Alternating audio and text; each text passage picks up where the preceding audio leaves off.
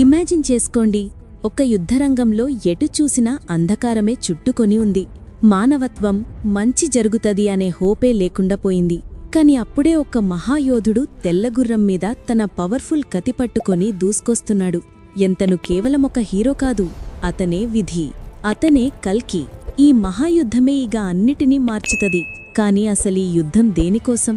ఈ యుద్ధంలో కల్కి ఎవరిని ఓడిస్తాడు? ఈ యుద్ధం మనకెందుకు? ఎంత ఇంపార్టెంట్ ఈ యుద్ధం మనకు?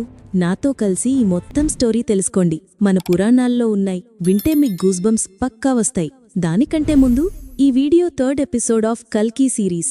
దీనికంటే ముందు 2 ఎపిసోడ్స్ ఉన్నాయి, అవి కూడా కంప్లీట్గా చూసి ఇది చూడండి. చాలా ఇన్ఫర్మేటివ్ వీడియోస్ అవి.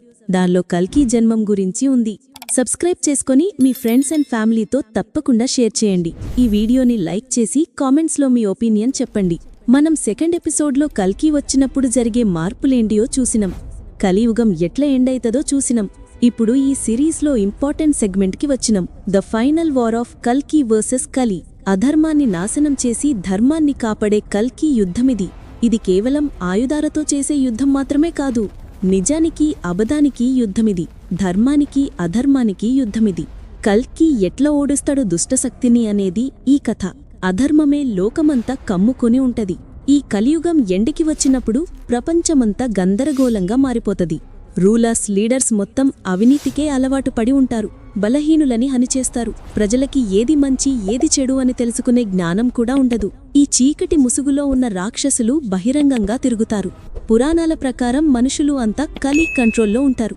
అత్యాశ, కోపం, అసూయ, హింస ఇవి అన్నీ కామన్ కలియుగంలో. రాక్షసరాజులు, తప్పుడు లీడర్స్ వాళ్లకి నచ్చినట్టుగా వాళ్లు ప్రజలని హింస చేస్తూ ఉంటారు. ఈ ప్రపంచమంతా ఒక్క యుద్ధరంగంలా మారిపోయి ఉంటది. ప్రజలు న్యాయం కోసం పోరాటం చెయ్యడమే మర్చిపోతారు. అప్పుడు కల్కి వచ్చి అన్నిటినీ మార్చేస్తాడు. కల్కి వచ్చాడు. పురాణాల ప్రకారం కల్కి సంబల అనే ప్లేస్లో పుడతాడు.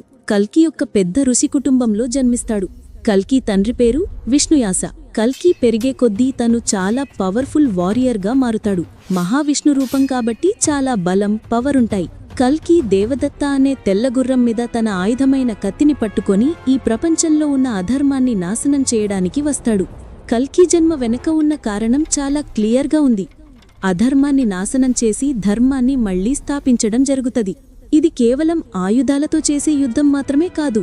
ఈ యుద్ధం మళ్లీ కాలచక్రాన్ని రీసెట్ చేసే యుద్ధం.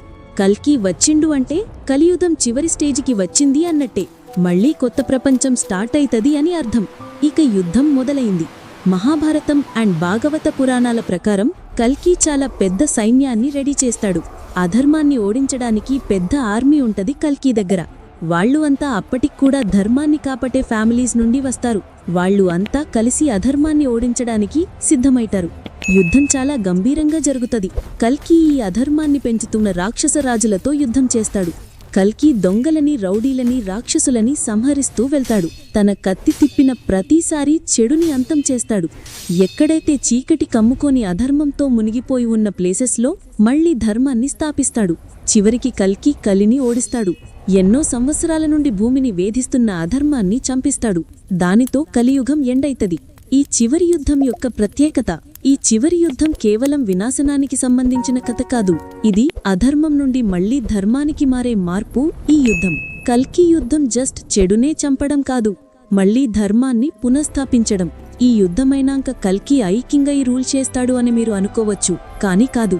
కల్కి ప్రజలకి సత్యయుగంలోకి తీసుకువెళ్తాడు. సత్యయుగం అంటే అధర్మం అనేదే ఉండదు. ప్రజలు చాలా నీతిబద్ధంగా బ్రతుకుతారు. మళ్లీ ప్రజలు కొత్త జీవితాన్ని స్టార్ట్ చేస్తారు. ఇదంతా కల్కి ఒక్కని వల్ల జరుగుతది. కల్కి చెడుని అంతం చేయడానికి ధైర్యంగా నిల్చుంటాడు. కల్కి చివరి యుద్ధం మనందరికీ ఒకటే నేర్పుతుంది. ప్రపంచంలో ఎంత చీకటి, అవినీతి కమ్ముకున్నా ఏదో ఒక రోజు ఏదో ఒక రూపంలో మళ్లీ వెళ్తరు వచ్చి మళ్లీ కాపాడుతుంది అని నేర్పుతుంది. కానీ క్వశ్చన్ ఏంటిది అంటే, మనం ఎటు సైడ్ ఉంటాం? కల్కి సైడా లేదా కలి సైడా? నెక్స్ట్ ఎపిసోడ్లో ఎక్స్ప్లెయిన్ చేస్తాను. యుద్ధం తర్వాత ఏం జరుగుతది, సత్యయుగంలోకి మనం ఎట్లా వెళ్తాం, ఎలాంటి మార్పులు జరుగుతాయి అనేది క్లియర్గా ఎక్స్ప్లెయిన్ చేస్తాను. ఈ వీడియో మీరు ఇక్కడి వరకు చూశారు అంటే పక్కా నచ్చే ఉంటది. కాబట్టి లైక్ చేసి మీ ఒపీనియన్ని కామెంట్లో పెట్టండి. ఇంకా నెక్స్ట్ పార్ట్ చాలా ఇంట్రెస్టింగ్గా ఉంటది, అస్సలు మిస్ కాకండి. మళ్ళీ నెక్స్ట్ వీడియోలో కలుద్దాం. అప్పటి వరకు బై బై, థ్యాంక్ యూ.